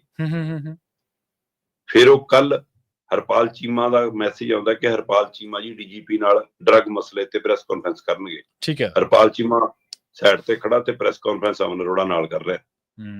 ਪਾਵਰਾਂ ਕਿਹਦੇ ਕੋਲ? ਸੋ ਇਹਦਾ ਮਤਲਬ ਇਹ ਕੁਝ ਵਾਪਰ ਰਿਹਾ, ਤੁਸੀਂ ਉਹਦੇ ਵਿੱਚੋਂ ਆਪਣਾ ਦਬਦਬਾ ਦਿਖਾਉਣ ਦੀ ਕੋਸ਼ਿਸ਼ ਕਰ ਰਹੇ ਹੋ, ਜਾਂ ਆਪਣੀ ਭੱਜ ਨੱਠ ਨਾਲ ਦਿਖਾ ਰਹੇ ਹੋ ਕਿ ਨਹੀਂ ਮੈਂ ਹੀ ਮੁੱਖ ਮੰਤਰੀ ਹਾਂ, ਜਾਂ ਤੁਸੀਂ ਹੁਣ ਉਹ ਮਤਲਬ ਨਾ ਖੇਲਣ ਦੇਣਾ, ਫਿਰ ਹੁਣ ਤੁਸੀਂ ਖਿਲਾਰ ਕੇ ਜਾਣਾ ਚਾਹੁੰਦੇ ਹੋ ਕਿ ਲਓ ਫਿਰ ਕਰ ਲਿਓ ਜੋ ਕਰਨਾ, ਜਾਂ ਉਹ ਹੈ। ਕਿਤੇ ਇਹ ਨਾ ਹੋਵੇ ਕਿ ਚੰਦ ਦਿਨਾਂ ਨੂੰ ਪਹਿਲਾ ਵਾਂਗ ਜਦੋਂ ਮੁੱਖ ਮੰਤਰੀ ਦਾ ਉਮੀਦਵਾਰ ਐਲਾਨਣਾ ਸੀ, ਮੁੱਖ ਮੰਤਰੀ ਭਗਵੰਤ ਮਾਨ ਜੀ ਜਿਹੜੇ ਅੱਜ ਹੈਗੇ ਨੇ, ਉਹ ਸਭ ਨਾਰਾਜ਼ ਹੋ ਕੇ ਘਰੇ ਬਹਿ ਗਏ ਸੀ ਕਿ ਮੇਰਾ ਨਾਂ ਨਹੀਂ ਐਲਾਨਦੇ। ਹਾਂਜੀ ਹਾਂਜੀ ਕਿਤੇ ਹੁਣ ਘਰੇ ਜਾ ਕੇ ਨਾਰਾਜ਼ ਹੋ ਕੇ ਨਾ ਬਹਿ ਜਾਣ, ਮੈਨੂੰ ਤਾਂ ਇਹ ਵੀ ਫਿਕਰ ਹੈ। ਸਹੀ ਕਿਹਾ ਤੁਸੀਂ। ਜਿਹੜੀਆਂ ਪਾਵਰਾਂ ਦਾ ਜਿਹੜੀ ਟਰਾਂਸਫਰਮੇਸ਼ਨ ਹੋਈ ਹੈ ਨਾ, ਜਾਂ ਪਾਵਰਾਂ ਟਰਾਂਸਫਰ ਹੋਈਆਂ ਨੇ, ਇਹਦਾ ਆਪਾਂ ਵਿਧਾਨ ਸਭਾ ਦੇ ਜਦੋਂ ਉੱਤੇ ਗੱਲ ਕਰ ਰਹੇ ਸੀਗੇ, ਉਦੋਂ ਵੀ ਆਪਾਂ ਜ਼ਿਕਰ ਕੀਤਾ ਸੀਗਾ। ਤੇ ਇਹ ਵੀ ਚਰਚਾ ਖੂਬ ਹੈ ਕਿ ਮੁੱਖ ਮੰਤਰੀ ਸਾਹਿਬ ਕੀ ਅੱਜ ਕੱਲ ਆਪਦੇ ਜਿਹੜਾ ਦਬਦਬਾ ਹੈ ਸਿਆਸਤ ਦੇ ਉੱਤੇ, ਉਹਨੂੰ ਦਿਖਾਉਣ ਦੇ ਲਈ ਸਾਰਾ ਕੁਝ ਕਰ ਰਹੇ ਨੇ, ਜਾਂ ਅੰਦਰ ਖਾਤੇ ਕੁਝ ਹੋਰ ਚੱਲ ਰਿਹਾ। ਅਗਲੀ ਖਬਰ ਦੇ ਵੱਲ ਵਧੀਏ ਤੇ ਗੱਲ ਕਰੀਏ ਆਪਾਂ ਕਿਸਾਨਾਂ ਦੀ ਫੜੋ ਫੜਾਈ ਦੀ। ਅਕਸਰ ਹੀ ਇਹ ਗੱਲ ਆਪਾਂ ਸ਼ਰਮਾ ਜੀ ਕਰਦੇ ਹੁੰਦੇ ਆ ਵੀ ਪੁਲਿਸ ਨੂੰ ਹਰ ਪਿੰਡ ਦੇ ਚੱਪੇ ਦੇ ਵਿੱਚ ਕੀ ਹੋ ਰਿਹਾ ਇਹਦੇ ਬਾਰੇ ਪਤਾ ਹੈ। ਕਿਸਾਨ ਆਗੂਆਂ ਦੀਆਂ ਫੋਨ ਕਾਲਾਂ ਤੇ ਵੀ ਨਜ਼ਰ ਰੱਖੀ ਜਾਂਦੀ ਹੈ, ਉਹਨਾਂ ਦੀਆਂ ਮੀਟਿੰਗਾਂ ਤੇ ਵੀ ਨਜ਼ਰ ਰੱਖੀ ਜਾਂਦੀ ਹੈ, ਉਹਨਾਂ ਦੇ ਆਉਣ ਜਾਣ ਦੇ ਉੱਤੇ ਵੀ, ਅੱਜ ਕਿਸਾਨ ਆਗੂ ਕਿਹੜੀ ਮੰਡੀ 'ਚ ਗਿਆ, ਕੀ ਉਹਨੇ ਫਲ ਖਰੀਦਿਆ, ਇਹਦੇ ਤੇ ਵੀ ਨਜ਼ਰ ਰੱਖਦੀ ਹੈ ਕਈ ਵਾਰੀ ਇੰਟੈਲੀਜੈਂਸ। ਜਦੋਂ ਕਿਸਾਨੀ ਧਰਨੇ ਐਕਟਿਵ ਹੋਣ, ਕਿਸਾਨੀ ਸਿਆਸਤ ਐਕਟਿਵ ਹੋਵੇ, ਤਾਂ ਉਹ ਕਹਿੰਦੇ ਕਿ ਪੰਜਾਬ ਪੁਲਿਸ ਜਦੋਂ ਕਿਸਾਨਾਂ ਦੀ ਫੜੋ ਫੜਾਈ ਕਰ ਰਹੀ ਸੀ, ਇੱਕ ਮ੍ਰਿਤਕ ਕਿਸਾਨ ਆਗੂ ਦੇ ਘਰੇ ਪਹੁੰਚ ਗਈ ਉਹਨੂੰ ਚੁੱਕਣਾ। ਕਹਿੰਦੇ ਬਿਲਕੁਲ ਜੀ, ਇਹ ਮਾਮਲਾ ਵੀ ਲਗਭਗ ਸਰਕਾਰ ਦੇ 2-3 ਪਹਿਲੂਆਂ ਨੂੰ ਉਭਾਰਦਾ ਹੈ ਜੀ। ਪਹਿਲਾ ਪਹਿਲੂ, ਪੰਜਾਬ ਕੈਬਨਿਟ ਦੀ ਬੈਠਕ ਤੋਂ ਬਾਅਦ ਤੁਹਾਡੇ ਵੱਲੋਂ ਵਪਾਰੀਆਂ ਦੇ ਹਵਾਲੇ ਨਾਲ ਕੀਤੇ ਗਏ ਐਲਾਨ ਸੰਕੇਤ ਕਰਦੇ ਨੇ ਕਿ ਤੁਸੀਂ ਲੁਧਿਆਣਾ ਜ਼ਿਮਨੀ ਚੋਣ ਨੂੰ ਧਿਆਨ 'ਚ ਰੱਖ ਕੇ ਫੈਸਲਾ ਲਿਆ। ਜੀ ਬਿਲਕੁਲ, ਮੁੱਖ ਮੰਤਰੀ ਹਰ ਵਰਗ ਦਾ ਹੁੰਦਾ, ਹਰ ਭਾਈਚਾਰੇ ਦਾ ਹੁੰਦਾ, ਪੂਰੇ ਸੂਬੇ ਦਾ, ਉਹਨੇ ਹਰ ਮਸਲੇ ਹੱਲ ਕਰਨੇ ਆ, ਚੰਗੀ ਗੱਲ ਹੈ। ਪਰ ਇੱਕ ਗਰਾਊਂਡ ਤਿਆਰ ਕਰ ਰਹੀ ਹੈ ਪੰਜਾਬ 'ਚ ਬੀਜੇਪੀ, ਜਿਹੜਾ ਗਰਾਊਂਡ ਦੇ ਉੱਤੇ, ਜਿਹੜੀ ਪਿੱਚ ਦੇ ਉੱਤੇ ਉਹ ਹਰਿਆਣਾ 'ਚ ਖੇਡੀ ਸੀ, ਲਗਭਗ ਉਹੀ ਗਰਾਊਂਡ ਪੰਜਾਬ 'ਚ ਤਿਆਰ ਹੋ ਰਿਹਾ ਜੀ, ਕਿ ਵੀ ਕਿਸਾਨੀ ਨੂੰ, ਜੱਟ ਵੋਟ ਨੂੰ ਇੱਕ ਪਾਸੇ ਕਰ ਦੋ, ਬਾਕੀ ਵਰਗਾਂ ਦੇ ਵਿੱਚੋਂ, ਚਾਹੇ ਉਹ ਦਲਿਤ ਸਿੱਖ ਹੈ, ਚਾਹੇ ਉਹ ਦਲਿਤ ਹਿੰਦੂ ਹੈ, ਇਹ ਚਾਹੇ ਉਹ ਮਤਲਬ ਕਿ ਹੋਰ ਵਰਗ ਹੈ, ਵਪਾਰੀ ਵਰਗ ਹੈ, ਦੁਕਾਨਦਾਰ ਵਰਗ ਹੈ, ਹਿੰਦੂ ਵਰਗ ਹੈ, ਉਹਨੂੰ ਆਪਾਂ ਆਪਣੇ ਕਲਾਵੇ 'ਚ ਲੈ ਲਈਏ। ਬੀਜੇਪੀ ਇਹੀ ਜਿਹੀ ਰਣਨੀਤੀ ਤੇ ਖੇਡ ਰਹੀ ਹੈ। ਜੀ ਜੀ। ਕੀ ਉਸੇ ਪਿੱਚ ਤੇ ਮੁੱਖ ਮੰਤਰੀ ਭਗਵੰਤ ਮਾਨ ਖੇਡਣ ਲੱਗ ਪਏ ਨੇ? ਕੀ ਮੁੱਖ ਮੰਤਰੀ ਭਗਵੰਤ ਮਾਨ ਹੋਰੀ ਤਾਂ ਨਹੀਂ ਬੀਜੇਪੀ ਨੂੰ ਗਰਾਊਂਡ ਤਿਆਰ ਕਰਕੇ ਦੇ ਰਹੇ? ਜੀ। ਕਿਤੇ ਕੱਲ ਨੂੰ ਇਹਨਾਂ ਨੇ ਉਹਦੇ ਵੱਲੋਂ ਤਾਂ ਨਹੀਂ ਓਪਨਿੰਗ ਬੈਟਿੰਗ ਕਰਨੀ? ਕਿਤੇ ਜਿਹੜਾ ਉਹ ਡਰਾਮਾ ਹੋ ਰਿਹਾ ਕਿ ਕਦੇ ਬਿੱਟੂ ਇਹਨਾਂ ਦੇ ਦਰ ਤੇ ਆ ਗਿਆ ਤੇ ਕਦੇ ਬਿਆਨ ਹੋ ਗਿਆ, ਉਹ ਫਿਕਸ ਮੈਚ ਤਾਂ ਨਹੀਂਗਾ ਕੋਈ? ਇਹ ਦੋ ਇੱਕੋ ਸਕ੍ਰਿਪਟ ਦੇ ਵਿੱਚ ਖੇਡ ਰਹੇ ਹੋਣ, ਇਹ ਸਵਾਲ ਕਿੱਥੋਂ ਉੱਠੇ? ਜੀ। ਤੁਸੀਂ ਵਪਾਰੀ ਭਾਈਚਾਰੇ ਦੇ ਹਿੱਤਾਂ ਨੂੰ ਧਿਆਨ 'ਚ ਰੱਖ ਕੇ ਉਹਨਾਂ ਦੇ ਕੁਝ ਮਸਲਿਆਂ ਦਾ ਹੱਲ ਵੀ ਕੀਤਾ, ਤੇ ਕਿਸਾਨਾਂ ਨੂੰ ਧਰਨਾ ਲਾਉਣ ਤੋਂ ਰੋਕਦਿਆਂ ਹੋਇਆਂ ਵੀ ਤੁਸੀਂ ਕਿਹਾ ਕਿ ਆਮ ਵਰਗ, ਲੋਕ, ਕੰਮਕਾਰ ਵਾਲੇ ਪਰੇਸ਼ਾਨ ਹੁੰਦੇ ਨੇ, ਦੁਕਾਨਦਾਰ ਵਰਗ ਪਰੇਸ਼ਾਨ ਹੁੰਦਾ, ਇਸ ਲਈ ਵੀ ਮੈਂ ਨਹੀਂ ਧਰਨਾ ਲੱਗਣ ਦਿੰਦਾ। ਤੁਸੀਂ ਜੇ ਮੰਨਦੇ ਨਹੀਂ ਤਾਂ ਜਿਹੜੀਆਂ ਮੰਗਾਂ ਮੈਂ ਮੰਨੀਆਂ ਮੇਰੀਆਂ ਉਹ ਵੀ ਖਰਚ ਜਾਓ, ਕਰ ਲਓ ਜੋ ਕਰਨਾ। ਜੀ ਬਿਲਕੁਲ, ਇਹ ਮੁੱਖ ਮੰਤਰੀ ਦਾ ਤਰੀਕਾ ਹੈ। ਫਿਰ ਤੁਸੀਂ ਮੀਡੀਆ 'ਚ ਜਾ ਕੇ ਕਹਿੰਦੇ ਮੈਂ ਡਰਦਾ ਥੋੜਾ, ਮੈਂ ਡਰ ਚੋਂ ਥੋੜਾ ਮੀਟਿੰਗ ਦਿੱਤੀ ਸੀ। ਭਾਈ ਤੈਨੂੰ ਕਿਹਨੇ ਕਿਹਾ ਕਿ ਡਰ ਚੋਂ ਮੀਟਿੰਗ ਦਿੱਤੀ? ਸਰਕਾਰਾਂ ਦਾ ਮੀਟਿੰਗਾਂ ਕਰਦੀਆਂ ਆਈਆਂ, ਬਿਲਕੁਲ, ਤੇ ਸਭ ਨੂੰ ਪਤਾ ਕਿ ਸਰਕਾਰ ਹੁੰਦੀ ਹੈ, ਉਹਦੇ ਕੋਲ ਪਾਵਰ ਹੁੰਦੀ ਹੈ, ਸਾਰਾ ਕੁਝ ਹੁੰਦਾ। ਮੈਂ ਕਹਿੰਦਾ ਜਨਾਬ, ਤੁਹਾਡੇ ਮੂੰਹ ਦੇ ਉੱਤੇ, ਤੁਹਾਡੇ ਬੁੱਲਾਂ ਦੇ ਉੱਤੇ, ਤੁਹਾਡੀ ਜੀਭ ਤੇ ਜੇ ਸ਼ਬਦ ਆਏ ਨੇ ਕਿ ਮੈਂ ਡਰਦਾ ਥੋੜਾ, ਇਹ ਸ਼ਾਇਦ ਤਾਂ ਹੀ ਆਏ ਨੇ ਕਿ ਤੁਸੀਂ ਡਰ ਗਏ ਸੀ। ਜੇ ਤੁਸੀਂ ਡਰੇ ਨਹੀਂ ਸੀ ਫਿਰ ਛਾਪੇਮਾਰੀ ਕਾਹਦੇ ਲਈ ਸੀ? ਜੇ ਤੁਸੀਂ ਕਹਿਤਾ ਸੀ ਜਾਓ ਲਾ ਲਓ ਧਰਨਾ, ਫਿਰ ਧਰਨਾ ਲੱਗਣ ਤੋਂ ਰੋਕਣ ਲਈ ਸਾਰੀ ਪੰਜਾਬ ਦੀ ਪੁਲਿਸ ਕਿਉਂ ਚੌਂਕਦੀ? ਰਾਤ ਨੂੰ 10 ਵਜੇ, 11 ਵਜੇ, 2 ਵਜੇ, ਸਵੇਰੇ 4 ਵਜੇ, 6 ਵਜੇ ਪਿੰਡਾਂ 'ਚ ਦੜਰ ਕਰਦੀ ਤੁਹਾਡੀ ਪੁਲਿਸ ਫਿਲੀ, ਇੱਥੋਂ ਤੱਕ ਕਿ ਜ਼ਿਲ੍ਹਾ ਜਾਂ ਸੂਬਾਈ ਆਗੂਆਂ ਤਾਂ ਛੱਡੋ ਗੱਲ, ਤੁਸੀਂ ਤਾਂ ਮਹੱਲੇ ਵਾਲੇ ਆਗੂਆਂ ਨੂੰ ਵੀ ਚੱਕਣ ਗਏ। ਇੱਥੋਂ ਤੱਕ ਕਿ ਤੁਸੀਂ ਜਿਹੜੇ ਇਸ ਦੁਨੀਆ 'ਚ ਨਹੀਂ ਰਹੇ, ਤੁਸੀਂ ਤਾਂ ਉਹਨਾਂ ਆਗੂਆਂ ਨੂੰ ਵੀ ਚੱਕਣ ਚਲੇ ਗਏ। ਬਿਲਕੁਲ ਸਹੀ ਹੈ ਜੀ, ਬਿਲਕੁਲ ਸਹੀ। ਇਹ ਡਰ ਨਹੀਂ ਤਾਂ ਹੋਰ ਕੀ ਹੈ ਭਾਈ? ਦੋਸਾਂਝ ਕਲਾਂ ਪਿੰਡ ਅੱਜ ਮਤਲਬ ਕਿ ਦੋਸਾਂਝ ਦੇ ਨਾਂ ਤੇ, ਇਹਨਾਂ ਦਲਜੀਤ ਦੋਸਾਂਝ ਦੇ ਨਾਂ ਤੇ ਦੁਨੀਆ ਭਰ 'ਚ ਪਹਿਚਾਣਿਆ ਜਾਂਦਾ ਪਿੰਡ। ਹਾਂਜੀ ਹਾਂਜੀ। ਪਰ ਉਸ ਤੋਂ ਪਹਿਲਾਂ ਵੀ ਇਹ ਹੋਰ ਕਿੰਨੀਆਂ ਸ਼ਖਸੀਅਤਾਂ ਦੇ ਨਾਮ ਨਾਲ ਜਾਣਿਆ ਜਾਂਦਾ ਪਿੰਡ ਹੈ ਨਾ। ਉਹਦੇ ਵਿੱਚ ਕਿਸਾਨ ਆਗੂ ਵੀ ਨੇ, ਉਹਦੇ ਵਿੱਚ ਯੂਨੀਅਨ ਆਗੂ ਵੀ ਨੇ, ਉਹਦੇ ਵਿੱਚ ਕਾਮਰੇਡ ਖੱਬੀਆਂ ਧਿਰਾਂ ਦੇ ਜੰਮੇ ਨੁਮਾਇੰਦੇ ਵੀ ਨੇ, ਉਹਦੇ ਵਿੱਚ ਸੁਸ਼ੀਲ ਦੋਸਾਂਝ ਵਰਗਾ ਲੇਖਕ ਵੀ ਹੈ। ਸੋ ਬੜੇ ਨੇ, ਬਿਲਕੁਲ ਸਹੀ। ਸੋ ਉਸ ਪਿੰਡ ਦੇ ਵਿੱਚ ਜਿਹੜਾ ਨਾਮੀ ਗ੍ਰਾਮੀ ਪਿੰਡ ਹੈ, ਉਸੇ ਪਿੰਡ ਦੇ ਵਿੱਚ ਪੁਲਿਸ ਚੌਂਕੀ ਹੈ। ਤੇ 1 ਸਾਲ ਪਹਿਲਾਂ ਲਗਭਗ 20/11/2023 ਨੂੰ, ਮਤਲਬ ਪਿਛਲੇ ਸਾਲ ਦੇ ਨਵੰਬਰ ਮਹੀਨੇ 'ਚ ਸਰਦਾਰ ਸ਼ਿੰਗਾਰਾ ਸਿੰਘ ਦੋਸਾਂਝ ਕਿਸਾਨ ਆਗੂ ਚੜ੍ਹਾਈ ਕਰ ਗਿਆ ਸੀ ਤੇ ਜ਼ਿਲ੍ਹਾ ਪ੍ਰਸ਼ਾਸਨ ਉੱਥੇ ਟੁਕਿਆ ਸੀ ਉਸ ਦਿਨ, ਪੁਲਿਸ ਪ੍ਰਸ਼ਾਸਨ ਵੀ, ਜ਼ਿਲ੍ਹਾ ਪ੍ਰਸ਼ਾਸਨ ਵੀ। ਤੇ ਹੁਣ ਜਦੋਂ ਮੁੱਖ ਮੰਤਰੀ ਸਾਹਿਬ ਨੇ ਹੁਕਮ ਦਿੱਤੇ ਤਾਂ ਉਹਨਾਂ ਦੇ ਘਰੇ ਵੀ ਬੂਹਾ ਖੜਕਾਤਾ ਪੁਲਿਸ ਨੇ ਜੀ ਕਿ ਸ਼ਿੰਗਾਰਾ ਸਿੰਘ ਨੂੰ ਚੱਕਣਾ। ਠੀਕ ਹੈ ਜੀ। ਉਹਨਾਂ ਦੀ ਤਰਫ ਪਤਨੀ ਕਹਿੰਦੀ ਭਾਈ ਸ਼ਰਮ ਕਰੋ ਕੁਛ ਮਾੜੀ ਮੋਟੀ, ਪਿੰਡ 'ਚ ਚੌਂਕੀ ਹੈ, ਤੁਸੀਂ ਸਾਰਾ ਕੁਝ ਜਾਣਦੇ ਹੋ ਤੇ ਤਾਂ ਵੀ ਆਹ ਹਾਲ ਹੈ ਤੁਹਾਡਾ। ਸਹੀ ਸੋ ਇਹ ਡਰ ਚੋਂ ਹੈ ਕਿ ਇੰਨਾ ਕੁਛ ਭੁੱਲ ਗਏ ਤੁਸੀਂ, ਜਾਂ ਮੁੱਖ ਮੰਤਰੀ ਸਾਹਿਬ ਦੇ ਹੁਕਮ ਇੰਨੇ ਸਖਤ ਸੀ। ਦੂਸਰੇ ਪਾਸੇ ਜੀ, ਜੇਕਰ ਮੁੱਖ ਮੰਤਰੀ ਸਾਹਿਬ ਇਹ ਧਰਨਾ ਇਸ ਲਈ ਰੋਕਣਾ ਚਾਹੁੰਦੇ ਸੀ ਕਿ ਆਮ ਲੋਕ ਪਰੇਸ਼ਾਨ ਹੁੰਦੇ, ਆਮ ਲੋਕਾਂ ਨੂੰ ਮੁਸ਼ਕਲ ਆਉਂਦੀ ਹੈ, ਫਿਰ ਤੁਸੀਂ ਕਿਸਾਨਾਂ ਵਾਲੇ ਪਾਸੇ ਨਾ ਖੜ ਕੇ ਆਮ ਲੋਕਾਂ ਵਾਲੇ ਪਾਸੇ ਖੜ ਕੇ ਹੀ ਮਸਲੇ ਨੂੰ ਹੱਲ ਕਰਨ ਲਈ ਜਾਂਦੇ, ਨਾ ਕਿ ਖਲਾਰਾ ਪਾਉਣ ਲਈ। ਜੀ ਜੀ ਬਿਲਕੁਲ। ਤੁਸੀਂ ਉਹਨਾਂ ਲੋਕਾਂ ਦੇ ਹਵਾਲੇ ਨਾਲੇ ਹੱਲ ਕਰ ਦਿੰਦੇ ਕਿ ਮੈਂ ਲੋਕਾਂ ਨੂੰ ਪਰੇਸ਼ਾਨੀ ਨਹੀਂ ਆਉਣ ਦੇਣੀ। ਪਰ ਤੁਸੀਂ ਗੱਲਾਂ ਲੋਕਾਂ ਨੂੰ ਪਰੇਸ਼ਾਨੀ ਨਾ ਆਉਣ ਦੇਣ ਦੀਆਂ ਕਰ ਰਹੇ ਹੋ, ਤੇ ਪਰ ਸਾਰੇ ਪੰਜਾਬ ਨੂੰ ਅੱਜ ਪਰੇਸ਼ਾਨੀ ਚ ਪਾਤਾ। ਸਹੀ ਬਿਲਕੁਲ। ਜਿਸ ਤਰ੍ਹਾਂ ਛਾਪੇਮਾਰੀ ਹੋਈ, ਛਾਪੇਮਾਰੀ ਤੋਂ ਬਾਅਦ ਕੁਝ ਚੱਕ ਲਏ, ਮਤਲਬ 70 ਸਾਲ 80 ਸਾਲ ਹੈ ਨਾ, ਉਹ ਲੀਡਰ ਵੀ ਚੱਕੇ। ਕਈ ਤੁਹਾਨੂੰ ਇਸ ਲਈ ਰੜਕਦੇ ਨੇ ਕਿ ਤੁਹਾਡੀ ਕੁਰਸੀ ਦੇ ਦਾਅਵੇਦਾਰ ਬਣ ਰਹੇ ਸੀ, ਉਹ ਇਸ ਲਈ ਵੀ ਚੱਕੇ।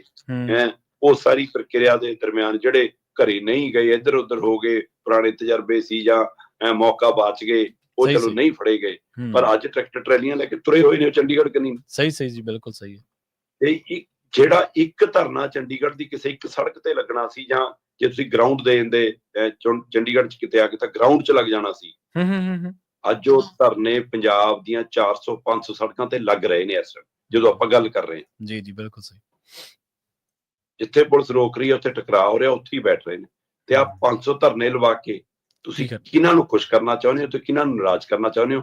ਇਹ ਕਿਹਦੇ ਲਈ ਗਰਾਊਂਡ ਤਿਆਰ ਹੋ ਰਿਹਾ? ਕਿਤੇ ਬੀਜੇਪੀ ਲਈ ਤਾਂ ਨਹੀਂ ਖੇਡ ਰਹੇ ਮੁੱਖ ਮੰਤਰੀ ਸਾਹਿਬ? ਮੈਨੂੰ ਤਾਂ ਇਹ ਵੀ ਸ਼ੰਕਿਤ ਹੋ ਗਏ। ਜੀ ਬਿਲਕੁਲ ਸਹੀ ਹੈ। ਇੱਕ ਪਾਸੇ ਦਾਅਵੇ ਕਰਨਾ ਵੀ ਸਾਨੂੰ ਸਾਰਾ ਪਤਾ, ਦੂਜੇ ਪਾਸੇ ਮ੍ਰਿਤਕ ਕਿਸਾਨਾਂ ਨੂੰ ਵੀ ਪਰੇਸ਼ਾਨ ਕਰ ਰਹੇ ਹੋ, ਉਹਨਾਂ ਦੇ ਪਰਿਵਾਰਾਂ ਨੂੰ ਵੀ ਪਰੇਸ਼ਾਨ ਕਰ ਰਹੇ ਹੋ। ਸ਼ਰਮਾ ਜੀ, ਸੋਸ਼ਲ ਮੀਡੀਆ ਤੁਸੀਂ ਵੀ ਦੇਖਦੇ ਹੋਵੋਗੇ, ਮੁੱਖ ਮੰਤਰੀ ਸਾਹਿਬ ਜਿਹੜੀਆਂ ਸੱਤਾ ਦੇ ਵਿੱਚ ਆਉਣ ਤੋਂ ਪਹਿਲਾਂ ਦਿੱਲੀ ਦੇ ਵਿੱਚ ਮੀਡੀਆ ਦੇ ਨਾਲ ਗੱਲਾਂ ਬਾਤਾਂ ਕਰਦੇ ਹੁੰਦੇ ਸੀ ਨਾ, ਕਿ ਸਰਕਾਰਾਂ ਦੇ ਆਹ ਕੰਮਕਾਰ ਆ, ਜਾਂ ਅਸੀਂ ਦਿੱਲੀ ਕਿਸਾਨ ਤਾਂ ਆਉਣਾ ਚਾਹੁੰਦੇ ਨੇ ਕਿਉਂਕਿ ਸਰਕਾਰ ਨੂੰ ਮਿਲਣਾ ਚਾਹੁੰਦੇ ਨੇ। ਅੱਜ ਉਹ ਤੁਹਾਡੀਆਂ ਪੁਰਾਣੀਆਂ ਵੀਡੀਓ ਲੋਕ ਕੱਢ ਕੇ ਦੇਖ ਰਹੇ ਨੇ, ਜਿਹੜੇ ਅਗਲੇ ਕਹਿੰਦੇ ਲਾਹੌਰ ਥੋੜਾ ਦਿੱਲੀ, ਆਪੇ ਕਹਿ ਰਹੇ ਹੋ ਤੁਸੀਂ। ਹਾਂ ਵੀ ਕਹਿ ਰਹੇ ਹੋ, ਹਾਂਜੀ ਬਿਲਕੁਲ।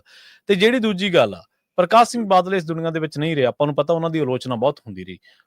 ਲੋਕ ਪੁਰਾਣੀਆਂ ਵੀਡੀਓ ਕੱਢ ਕੇ ਦਿਖਾ ਰਹੇ ਨੇ ਕਿ ਆਹ ਦੇਖੋ, ਤੁਹਾਡੇ ਨਾਲ ਤਾਂ ਪ੍ਰਕਾਸ਼ ਸਿੰਘ ਬਾਦਲ ਚੰਗੇ ਸੀਗੇ, ਉਹ ਵਿਰੋਧੀਆਂ ਨੂੰ ਘੱਟੋ ਘੱਟ ਧਰਨਾ ਦੇਣ ਵਾਲਿਆਂ ਦੇ ਨਾਲ ਗੱਲ ਕਰਨ ਦੀ ਤਾਂ ਲਿਆਕਤ ਸੀਗੀ ਉਹਨਾਂ ਨੂੰ। ਹਾਲਾਂਕਿ ਆਪਾਂ ਨੂੰ ਵੀ ਪਤਾ ਉਹਨਾਂ ਦੇ ਰਾਜ ਦੇ ਵਿੱਚ ਕੀ ਕੁਛ ਹੋਇਆ, ਦੱਸਣ ਦੀ ਲੋੜ ਨਹੀਂ। ਉਹਨਾਂ ਨੂੰ ਬੜਾ ਤਰੀਕਾ ਸੀ। ਅੱਛਾ ਆਜੋ ਜੀ, ਮੈਂ ਚਾਹ ਧਰੀ ਹੈ ਜੀ। ਹਾਂਜੀ ਬਿਲਕੁਲ, ਚਾਹ ਪੀ ਲਓ ਜੀ ਪਹਿਲਾਂ। ਤਰੀਕਾ ਸੀ, ਬਾਦਲ ਨੂੰ ਗੱਲ ਕਰਨੀ ਆਉਂਦੀ ਸੀ। ਹਾਂਜੀ ਬਿਲਕੁਲ। ਸੋ ਲੋਕ ਤੁਹਾਡੇ ਤੋਂ ਤਵੱਕੋਂ ਕਰਦੇ ਨੇ। ਆਪਾਂ ਕੱਲ ਵੀ ਚੇਅਰ ਦੀ ਗੱਲ ਕੀਤੀ ਸੀ, ਕੁਰਸੀ ਦੀ ਗੱਲ ਕੀਤੀ ਸੀ, ਕੱਲ ਵੀ ਆਪਾਂ ਮਰਿਆਦਾ ਦੀ ਗੱਲ ਕੀਤੀ ਸੀ, ਸਾਰੀਆਂ ਗੱਲਾਂ ਕੀਤੀਆਂ ਸੀਗੀਆਂ।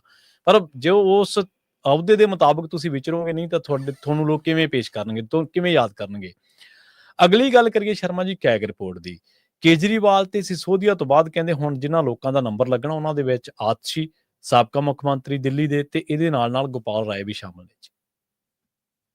ਪ੍ਰਵੀਨ ਜੀ, ਲਗਭਗ 2024 ਦੀਆਂ ਲੋਕ ਸਭਾ ਚੋਣਾਂ ਤੋਂ ਮਹੀਨਾ ਖੰਡ, 2 ਮਹੀਨੇ ਪਹਿਲਾਂ, ਮੇਰਾ ਖਿਆਲ ਦਸੰਬਰ ਦਾ ਮਹੀਨਾ ਸੀਗਾ 2023 ਦਾ, ਜਦੋਂ ਕੇਜਰੀਵਾਲ ਜੀ ਇੱਥੇ ਵਿਪਾਸ਼ਨਾ ਸੈਂਟਰ ਆਏ ਸੀਗੇ। ਤੇ ਉਹਨਾਂ ਦਿਨਾਂ 'ਚ ਈਡੀ ਦੀ ਰਡਾਰ ਤੇ ਸੀ, ਇਹਨਾਂ ਨੂੰ ਵਾਰ-ਵਾਰ ਪੇਸ਼ ਹੋਣ ਲਈ ਨੋਟਿਸ ਆਉਂਦੇ ਸੀ ਤੇ ਪੇਸ਼ ਨਹੀਂ ਹੋ ਰਹੇ ਸੀ। ਠੀਕ ਹੈ ਜੀ। ਉਹਨਾਂ ਦਿਨਾਂ 'ਚ ਇੱਥੇ ਹੁਸ਼ਿਆਰਪੁਰ ਵਿਪਾਸ਼ਨਾ 10 ਕੁ ਦਿਨ ਲਾ ਕੇ ਗਏ। ਤੇ ਹੁਣ ਦਿੱਲੀ ਚੋਣਾਂ ਹਾਰਨ ਤੋਂ ਬਾਅਦ ਕੇਜਰੀਵਾਲ ਅਜੇ ਲੱਭ ਨਹੀਂ ਰਹੇ ਕਿਤੇ, ਮਤਲਬ ਰੜਕੇ ਨਹੀਂ ਗਏ, ਹੈ ਨਾ, ਹੁਣ ਕੁਸਕੇ ਨਹੀਂ ਗਏ, ਪਰ ਸਾਡੇ ਲੀਡਰਾਂ ਨਾਲ ਮੀਟਿੰਗਾਂ ਕਰ, ਇਹ ਕਰ, ਉਹ ਕਰ ਬਈ, ਉਹ ਬੰਦ ਕਮਰੇ 'ਚੋਂ ਚਲਾ ਰਹੇ ਨੇ। ਪਰ ਹੁਣ ਉਹ ਦੁਬਾਰਾ ਹੁਸ਼ਿਆਰਪੁਰ ਆਏ ਨੇ ਵਿਪਾਸ਼ਨਾ ਸੈਂਟਰ ਲਈ। ਠੀਕ ਹੈ ਜੀ। ਕਹਿੰਦੇ ਜੀ ਧਿਆਨ ਲਾਉਣਾ। ਮੈਨੂੰ ਨਹੀਂ ਪਤਾ ਆਪਣਾ ਧਿਆਨ ਲਾਉਣ ਆਏ ਨੇ ਕਿ ਆਪਣੇ ਲੀਡਰਾਂ ਦਾ ਧਿਆਨ ਭੰਗ ਕਰਨ ਆਏ ਨੇ। ਇਹਨਾਂ ਖਾਸਾ ਕੁਛ ਹੋ ਰਿਹਾ ਜੀ। ਸਹੀ ਹੈ, ਸਹੀ ਹੈ। ਪਰ ਮੈਂ ਉਹ ਦਿਨਾਂ ਦੇ ਹਿਸਾਬ ਨਾਲ ਦੇਖ ਰਿਹਾ ਕਿ ਉਹਨਾਂ ਦਿਨਾਂ 'ਚ ਵੀ ਈਡੀ ਦੇ ਚੱਕਰ ਸੀ, ਹੁਣ ਕਿਤੇ ਫੇਰ ਤੋਂ ਨਵੇਂ ਚੱਕਰ ਤਾਂ ਨਹੀਂ ਪੈਣ ਜਾ ਰਹੇ। ਸਹੀ। ਤਾਂ ਇੱਧਰ ਨੂੰ ਭੱਜੇ ਆ, ਕੋਈ ਕਾਰਨ ਤਾਂ ਨਹੀਂ ਇਹਦੇ ਪਿੱਛੇ ਹੋਰ। ਅਸਲ ਦੇ ਵਿੱਚ ਕੀ ਹੈ ਕਿ ਕੈਗ ਰਿਪੋਰਟਾਂ ਕਹਿੰਦੇ ਜੀ 14 ਦੱਬੀ ਬੈਠੇ ਸੀ ਪਤੰਦਰ। ਉਹ ਅੱਛਾ, ਇੱਕ ਨਹੀਂ ਦੋ ਨਹੀਂ, ਹੈ ਨਾ। ਤੇ ਉਹ 14 ਕੈਗ ਰਿਪੋਰਟਾਂ ਚੋਂ 2 ਰਿਪੋਰਟਾਂ ਤਾਂ ਦਿੱਲੀ ਵਾਲੀ ਨਵੀਂ ਸਰਕਾਰ ਨੇ ਖੋਲ ਕੇ ਕੰਮ ਕਰਤਾ ਸ਼ੁਰੂ। ਠੀਕ ਹੈ ਜੀ। ਉਹਦੇ ਵਿੱਚ ਉਹਨਾਂ ਨੇ ਸ਼ਰਾਬ ਘੁਟਾਲੇ ਵਾਲੀ ਖੋਲ ਲਈ ਸੀ, ਜਿਹੜੀ ਵਿਧਾਨ ਸਭਾ 'ਚ ਖੂਹ ਹਗਾਮਾ ਹੋਇਆ, ਹੈਲਥ ਵਾਲੀ ਖੋਲ ਲਈ ਸੀ। ਹੁਣ ਕਹਿੰਦੇ 12 ਜਿਹੜੀਆਂ ਬਚ ਗਈਆਂ ਉਹ ਚੋਂ 2-3 ਹੋਰ ਖੋਲਣ ਦੀ ਤਿਆਰੀ ਕਰ ਰਹੇ ਨੇ ਉਹ। ਅੱਛਾ। ਉਹ ਟਾਈਮਿੰਗ ਦਾ ਇੰਤਜ਼ਾਰ ਕਰ ਰਹੇ ਨੇ, ਕਹਿੰਦੇ ਕਿ ਕਿਉਂਕਿ ਰਾਜਨੀਤੀ 'ਚ ਸਾਰਾ ਕੁਝ ਸੋਚ ਸਮਝ ਕੇ ਹੁੰਦਾ ਕਿ ਕੋਈ ਇਹ ਨਹੀਂ ਹੁੰਦਾ ਕਿ ਹਾਂ ਇੱਕ ਲੜੀ 'ਚ ਕੰਮ ਹੋ ਜਾਵੇ ਜਾਂ ਇੱਕ ਬਹਿਨ 'ਚ ਕੰਮ ਹੋ ਜਾਵੇ। ਉਹ ਮੌਕਾ, ਨਜ਼ਾਕਤ, ਕਦੋਂ ਵਰਤਣਾ ਕਿਸ ਹਥਿਆਰ, ਇਹਦਾ ਵੀ ਬਹੁਤ ਧਿਆਨ ਰੱਖਿਆ ਜਾਂਦਾ। ਸੋ ਹੁਣ ਅਗਲੀਆਂ ਜਿਹੜੀਆਂ 2 ਰਿਪੋਰਟਾਂ ਕਹਿੰਦੇ ਖੁੱਲਣੀਆਂ ਨੇ, ਉਹਨਾਂ 'ਚ ਇੱਕ ਕਹਿੰਦੇ ਸਿੱਖਿਆ ਵਾਲੀ ਰਿਪੋਰਟ ਵੀ ਹੈਗੀ। ਠੀਕ ਹੈ ਜੀ। ਤੇ ਉਹ ਸਿੱਖਿਆ ਵਾਲੀ ਰਿਪੋਰਟ ਜੇ ਖੁੱਲੂਗੀ ਤਾਂ ਕਹਿੰਦੇ ਸਿਸੋਦੀਆ ਤੋਂ ਲੈ ਕੇ ਆਤਸ਼ੀ ਤੱਕ ਦਾ ਨੰਬਰ ਲੱਗੂਗਾ। ਮਤਲਬ ਦਿੱਲੀ ਦੇ ਇਹਨਾਂ ਦੇ ਨੇੜਲੇ ਹੀ, ਇਹਨਾਂ ਦੇ ਹੀ ਨੇੜਲੇ ਜਿਹੜੇ ਆਮ ਆਦਮੀ ਪਾਰਟੀ 'ਚ ਇਹ ਕੰਮ ਕਰਦੇ ਆ ਜਾਂ ਕਰਦੇ ਰਹੇ ਆ, ਉਹਨਾਂ ਦਾ ਹੀ ਦੱਸਣਾ ਕਿ ਜੀ ਕੈਗ ਰਿਪੋਰਟ ਜਿਹੜੀਆਂ ਦੱਬੀਆਂ ਸੀ, ਇਹਦੇ ਵਿੱਚੋਂ ਜਿਹੜੀ ਸਿੱਖਿਆ ਵਾਲੀ ਘੁਟਾਲੇ ਵਾਲੀ ਕੈਗ ਰਿਪੋਰਟ ਹੈ, ਉਹ ਤਾਂ ਕਹਿੰਦੇ ਸ਼ਰਾਬ ਘੁਟਾਲੇ ਨਾਲੋਂ ਵੀ ਚੰਨ ਚੜ੍ਹਦੇ ਆ। ਅੱਛਾ। ਜਦੋਂ ਮੇਜ਼ ਤੇ ਪੇਸ਼ ਹੋਈ ਕਹਿੰਦੇ ਉਹ ਤਾਂ ਖਲਾਰਾ ਪਾ ਦੂਗੀ।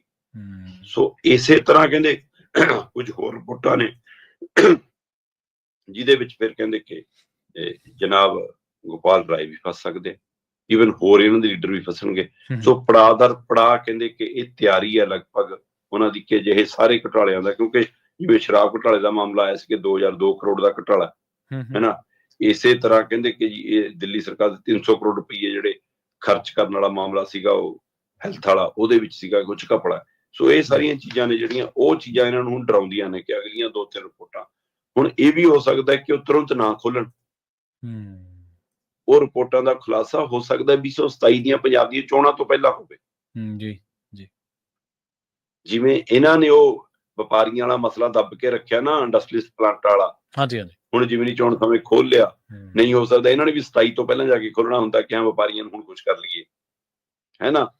ਤੇ ਹੁਣ ਇਹਨਾਂ ਨੂੰ ਮੌਕੇ ਤੇ ਪਹਿਲਾਂ ਖੋਲਣਾ ਹੋ ਸਕਦਾ, ਦਿੱਲੀ 'ਚ ਕਦੇ ਕੋਈ ਇਹੋ ਜਿਹਾ ਮੌਕਾ ਪਹਿਲਾਂ ਆ ਜਾਵੇ ਤਾਂ ਪਹਿਲਾਂ ਖੁੱਲ ਜਾਵੇ, ਹੈ ਨਾ। ਜਾਂ ਉਹਨਾਂ ਦੇ ਵੀ ਆਕਾ ਨੇ ਜਿਹੜੇ ਹੁਕਮ ਦਿੰਦੇ ਨੇ, ਉਹ ਵੀ ਤਾਂ ਉਹਨਾਂ ਹਿਸਾਬ ਨਾਲ ਚੱਲਦੇ ਨੇ। ਹੋ ਸਕਦਾ ਉਹਨਾਂ ਦੇ ਆਕਾ ਦਾ ਜਦੋਂ ਹੁਕਮ ਆਵੇ ਕਿਤੇ ਹੋਰ ਕੋਈ ਮੁਸ਼ਕਲ ਖੜੀ, ਜਿੱਦਣ ਕੇਜਰੀਵਾਲ ਨੇ ਆਪਣੇ ਮਤਲਬ ਖੰਭ ਖਿਲਾਰੇ, ਉਦਣ ਅਗਲਿਆਂ ਨੇ ਰਿਪੋਰਟਾਂ ਖਿਲਾਰ ਦੇਣੀਆਂ। ਤੇ ਇਸ ਲਈ ਉਹ ਸਮੇਂ ਦਾ ਇੰਤਜ਼ਾਰ ਆ। ਪਰ ਕੈਗ ਰਿਪੋਰਟ 12 ਪਈਆਂ ਨੇ ਜੀ, ਤੇ 12 ਦੇ ਵਿੱਚ ਕਹਿੰਦੇ ਕਿ ਫਿਰ 84 ਦੇ ਗੇਟ 'ਚ ਫਸਣਗੇ ਸਾਰੇ। ਜੀ ਬਿਲਕੁਲ। ਮੈਂ ਤਾਂ ਇਹ ਸੋਚ ਰਿਹਾ ਸੀ ਸ਼ਰਮਾ ਜੀ, ਜੇ ਪੰਜਾਬ ਦੇ ਵਿੱਚੋਂ ਸਰਕਾਰ ਚਲੀ ਗਈ ਇਹਨਾਂ ਦੀ, ਤੇ ਇਹਨਾਂ ਨੂੰ ਦਿੱਲੀ ਦੀਆਂ ਏਜੰਸੀਆਂ ਦਾ ਡਰ ਰਿਹਾ, ਫਿਰ ਕਿੱਥੇ ਉਪਾਸਨਾ ਲਾਇਆ ਕਰਨਗੇ, ਕਿੱਧਰ ਜਾਇਆ ਕਰਨਗੇ। ਹਰਿਆਣੇ ਦੇ ਵਿੱਚ ਵੀ ਕੁਛ ਪੱਲੇ ਨਹੀਂ, ਗੁਜਰਾਤ ਦੇ ਵਿੱਚ ਮਾੜਾ ਮੋਟਾ, ਰਾਜਸਥਾਨ ਦੇ ਵਿੱਚ ਵੀ ਕੁਛ ਪੱਲੇ ਨਹੀਂ, ਦਿੱਲੀ ਦੇ ਵਿੱਚ ਵੀ ਨਹੀਂ ਰਿਹਾ।